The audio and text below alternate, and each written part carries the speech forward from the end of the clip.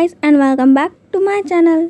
इससे पहले के पार्ट में हम लोगों ने देखा था कि बेबूशियान और लैनवांगजी की शादी हो चुकी थी, या फिर कहा जाए लैनवांगजी ने बेबूशियान से एक फोर्स मैरिज कर ली थी। लैनवांगजी मिस्टर जियांग के पीछे अपने कुछ गार्ड्स को लगा देता है और उनको हमेशा कहता है कि उन पर नज़र रखें, और बेबूशियान को कहता है कि अगर तुमने गलती से भी मुझे छोड़ के जाने या भागने की मुझसे कोशिश करी तो तुम जानते हो कि मैं किसी भी पल इन लोगों को मरवा सकता हूँ। बेबूशियान कहता है कि तुम्हारे कहने पे मैंने तुमसे शादी भी कर ली, अब तो तुम इनका पीछा छोड़ सकते हो, या तुम इन लोगों को नहीं हट छोड़ सकते, मैं तो तुम्हारे साथ हूँ ना, तो तुम इनको मेरे को टॉर्चर करने के लिए क्यों रखे। बेबूशियान और कुछ कहे उससे पहले ही लैनवांगजी बेबूशियान को अपनी ओर खींचता है और बहुत पैशनेटली किस करने लगता है, पर बेबूशियान उस किस का कोई रिस्पॉन्ड नहीं कर रहा था। इसलिए लैनवांगजी गुस्से में बेबूशियान के लिप्स पे बाइट करता है और अपनी टंग को बेबूशियान के माउथ में इंसर्ट करके किस को और भी डीप कर देता है। बेबूशियान तब भी किस का कोई रिस्पॉन्स नहीं कर रहा था, पर लैनवांगजी को इससे कोई मतलब नहीं। लैनवांगजी तो अपनी किस कर ही जा रहा है। लैनवांगजी बेबूशियान को थोड़ी देर के लिए दूर करता है और उसे अपने कंधों पे उठा के सीधे अपनी कार की ओर जाता है, और कार में बेबूशियान को फेंकने के बाद अपनी कार को मेंशन की ओर मोड़ लेता है। लैनवांगजी के मेंशन में पहुंचते ही कुछ गार्ड्स लैनवांगजी को ग्रीट करते हैं, पर लैनवांगजी उनकी ग्रीटिंग का कोई आंसर नहीं देता। बेबूशियान को अपने कंधे पे उठा के अपने रूम में जाता है और रूम लॉक कर लेता है। सब लोग शॉक थे कि ये कौन है जो पहला पर्सन लैनवांगजी के साथ आया और इसकी हालत ऐसी क्यों है। और लैनवांगजी के उस रूम में जाने के बाद सब लोगों को सिर्फ बेबूशियान की सिर्फ चिल्लाने की आवाज़ें आ रही थी, और बेबूशियान मर्सी के लिए जो लैनवांगजी से बोल रहा था कि प्लीज़ तुम मुझे छोड़ दो, मुझे ये सब कुछ नहीं करना, पर लैनवांगजी कुछ नहीं सुन रहा था और बेबूशियान के साथ सेक्स और इंटीमेट हो ही जा रहा था। सारे गार्ड्स ये सारी आवाज़ें सुन के पहली बार अपना शेम फील कर रहे थे कि उनके बॉस इतने दिन में ये सब कुछ कर क्या रहे हैं, और ये पर्सन कौन है जिसकी हालत इतनी ख़राब है, और बॉस ऐसा किसी के साथ कैसे कर सकते हैं। शाम को लैनवांगजी अपने रूम से बाहर आता है और आने के बाद सारे गार्ड्स को वहाँ से जॉब से निकाल देता है। एक भी सर्वेंट या फिर एक भी गार्ड्स अब उस मेंशन में काम नहीं करता। पूरा मेंशन खाली हो चुका था और मेंशन में सिर्फ 2 पर्सन रहने के लिए, लैनवांगजी और बेबूशियान। बेबूशियान की जब आंखें खुलती हैं तो उसकी पूरी बॉडी पे मार्क्स ही मार्क्स थे और ब्लड निकल रहा था। बेबूशियान देखता है कि पूरा बेड मैस है। बेबूशियान उठने की कोशिश करता है पर उसके बैक में बहुत पेन हो रहा था और बेबूशियान उठ भी नहीं पा रहा था, और बेबूशियान का फेस और उसके चीक्स बहुत हर्ट कर रहे थे, क्योंकि जब भी बेबूशियान लैनवांगजी के कोई भी ऑर्डर्स मानने को मना करता तो लैनवांगजी उसे स्लैप करता या फिर पंच। बेबूशियान उस कंडीशन में एडजस्ट हो ही रहा था, तभी अचानक से डोर खुलता है और बेबूशियान डर जाता है कि अब कौन आया, और बेबूशियान सामने देखता है तो लैनवांगजी था और उसके हाथ में एक खाने की प्लेट थी। लैनवांगजी को अपनी ओर आते देख बेबूशियान पीछे हटने लगता है और एक चादर से अपने आप को ढकते हुए बेबूशियान लैनवांगजी को अपने आप से दूर रहने की कह रहा था कि तुम पास मत आओ, तुम दूर रहो। लैनवांगजी हंसते हुए कहता है कि बेबी तुम ये क्या कह रहे हो, मैंने तो तुम्हें पहले ही पूरा देख रखा है और तुम ऐसा नहीं कह सकते, मैं तुम्हारा हस्बैंड हूँ और तुम चुपचाप मेरे ऑर्डर्स को फॉलो करो। लैनवांगजी बेबूशियान के सामने वो प्लीड करते हुए कहता है कि ये डिनर कर लो ताकि तुम में थोड़ी एनर्जी आ सके। बेबूशियान उस खाने की ओर देखता है और फिर अपना फेस दूसरी ओर कर लेता है, क्योंकि वो खाना बिल्कुल फीका था, ऐसा लग रहा था किसी हॉस्पिटल पेशेंट के लिए बनाया गया है। और बेबूशियान ऐसा फूड कभी नहीं खाता। बेबूशियान को तो स्पाइसी फूड्स पसंद है, और ये बात है उसने लैनवांगजी को कितने बार कही है, और लैनवांगजी अच्छे से जानता है कि बेबूशियान ऐसे फूड बिल्कुल नहीं खा सकता।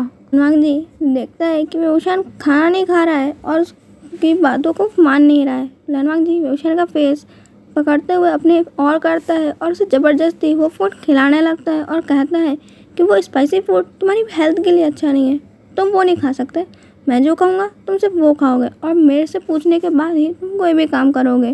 बेबूशियान की लाइफ का हर डिसीजन अब से मैं लूँगा, सिर्फ तुम मेरे हो, सिर्फ तुम्हारी लाइफ में सिर्फ मेरा हक है और किसी का नहीं। इन फूड लैनवांगजी बेबूशियान को वो फूड खिला रहा था और बता रहा था कि अब से लैनवांगजी के लिए फूड बेबूशियान बनाएगा और इस मेंशन में उन दोनों के सिवा और कोई नहीं है, और बेबूशियान इस मेंशन के बाहर नहीं जा सकता। नहीं तो लैनवांगजी क्या करेगा वो बेबूशियान को बहुत अच्छे से मालूम है। बेबूशियान अपना फ़ोन यूज़ नहीं कर सकता, और वो चाहे लैनवांगजी बेबूशियान को ये नहीं बताता कि पूरे मेंशन में कैमरास लगे हुए हैं, पर बेबूशियान ने ये एज्यूम कर ही लिया था कि जो पर्सन इतना पॉजिटिव और इतना अपसेस हो सकता है उससे, तो यह इस मेंशन में कैमरा नहीं होंगे। तभी लैनवांग जी को एक कॉल आता है। लैनवांग जी उस कॉल को पिक करने के लिए रूम के बाहर जाता है और बाहर किसी से बात करने लगता है। बेहुशान को सुनाई तो आ रहा था कि लैनवांग जी बात क्या कर रहा है, पर बेहुशान को समझ नहीं आ रहा था कि लैनवांग जी किस पे इतना गुस्सा है और कौन को कह रहा है कि ये बात गलती से बाहर नहीं आनी चाहिए कि वो मैरिड है। आखिर लैनवांग जी ऐसा चाहता क्यों है? अगर वहाँ पे लैनवांग जी के पास लैनवांग जी का सेक्रेटरी सुनहू आ जाता है और वो कुछ बात लैनवांग जी को कहता है और लैनवांग जी उसके साथ वहाँ से चला जाता है, पर सुनहू बेहुशान के पास आता है और कहता है कि तुम यही सोच रहे हो कि लैनवांग जी ने सबको बताने के लिए मना क्यों किया कि तुम उसके हस्बैंड हो। तुम ज़्यादा मत सोचो, तुम किसी के हस्बैंड बनने लायक नहीं हो, तुम सिर्फ उसके लिए एक स्लेव हो। जब उसका मन भर जाएगा वो तुम्हें भी छोड़ देगा। बेहुशान उसके इन बातों पे कोई रिएक्ट नहीं करता और सुनहू वहाँ से चला जाता है, क्योंकि उसने जैसा रिएक्शन बेहुशान से एक्सपेक्ट किए थे बेहुशान ने तो कोई रिएक्शन ही नहीं दिया। स्टोन फेस बन के बेहुशान बस वहाँ पे बैठा हुआ था और सुन रहा था कि सुनहू कह क्या रहा है। और सुनहू के जाने के बाद बेहुशान वहाँ पे बहुत तेज़ तेज़ रोने लगता है और अपनी लाइफ में सिर्फ सोचने लगता है, मेरे साथ ही ऐसा क्यों होता है। मैंने जिस पर्सन को अपना फ्रेंड माना, जिसके साथ मैं हमेशा रहने के सपने सोच रहा था, उसने ऐसा क्यों किया। आखिर ये मेरे साथ हो गया रहा है। और बेहुशान ऐसे ही सोच रहा था और उसके सर में बहुत तेज़ पेन होने लगता है और बेहुशान वहाँ अचानक से बेहोश हो जाता है। बेहुशान बेहोश है ये बात किसी को मालूम नहीं चलती, क्योंकि वहाँ पे कोई है ही नहीं जो ये सोचे कि बेहुशान को हो क्या रहा है। पर बेहुशान जब बेहोश हुआ तो उसके नाक से ब्लीड होने लग गया था और बेहुशान की पूरी बॉडी शिवर हो रही थी। लैनवांग जी जब 1 घंटे बाद वापस आता है तो वो देखता है कि बेहुशान बेड पे लेटा हुआ है, पर इतने अजीब पोस्चर में क्यों। लैनवांग जी जब बेहुशान के पास जाता है तो वो बेड पे ब्लड देखता है और देखता है कि बेहुशान की नोज़ से ब्लीडिंग हो रही है और उसकी पूरी बॉडी शिवर कर रही है। लैनवांग जी बेहुशान को हिलाता है और पानी डालता है, पर बेहुशान होश में आ जाता है और पूछता है कि क्या हुआ, और वो अचानक से डर जाता है। उसे याद आता है कि आज पूरे दिन में उसके साथ हुआ क्या और ये दिन उसके लिए पूरा हेल कैसे बन गया। उसकी लाइफ का ये सबसे बुरा दिन था शायद। जी बेहुशान को हक करते हुए कहता है कि मैं बहुत खुश हूँ कि तुम ठीक हो। मेरे को लगा कि तुम हल्का सा भी पेन और हल्का सा मेरा प्यार सह नहीं पाए। बेहुशान कहता है कि जिसे तुम प्यार कर रहे हो वो एक टॉर्चर है। लैनवांग जी कहता है कि तुम गलत समझ रहे हो बेबी, मैं तुमसे बहुत प्यार करता हूँ, मैं तुम्हें वही तो दिखा रहा हूँ।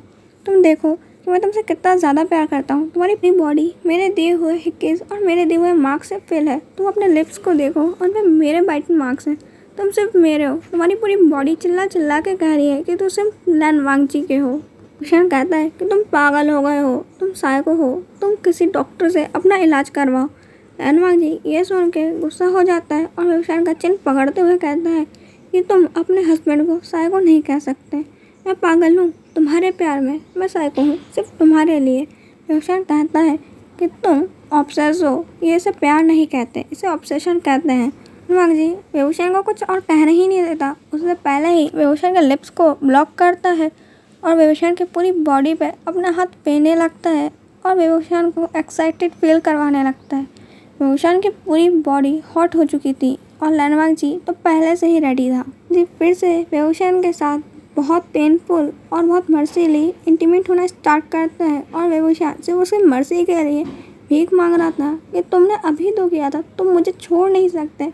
लैनवांग जी कहता है कि तुम्हें दिखाना चाहता हूँ कि मैं तुमसे कितना ज़्यादा प्यार करता हूँ, कि मैं तुम्हारे प्यार में किस तरीके से पागल हूँ।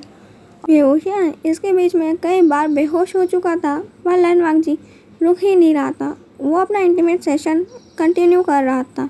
नेक्स्ट डे लैनवांग जी सुबह के 5 बजे बेहुशान को उठा रहा था और बेहुशान की पूरी बॉडी में पेन हो रहा था, पर लैनवांग जी तभी एक जग ठंडा पानी लाता है और बेहुशान के फेस पे डाल देता है।